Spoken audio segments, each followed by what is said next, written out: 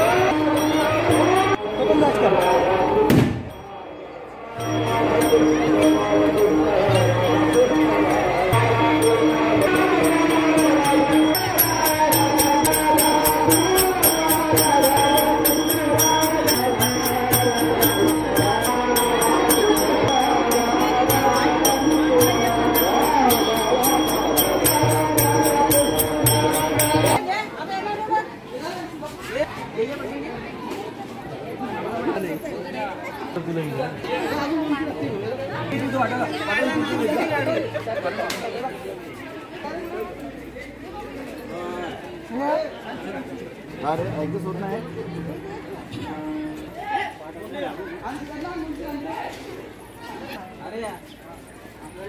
आपला पाठवा मला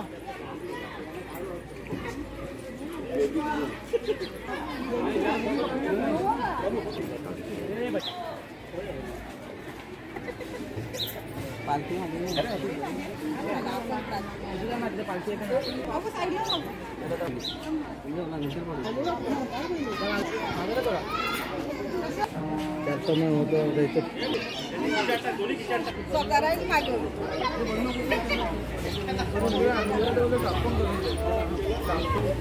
वरती जरू असत ना गुड एक बघा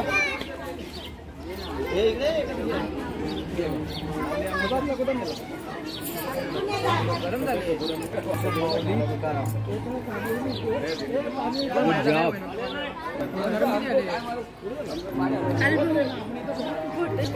जा ना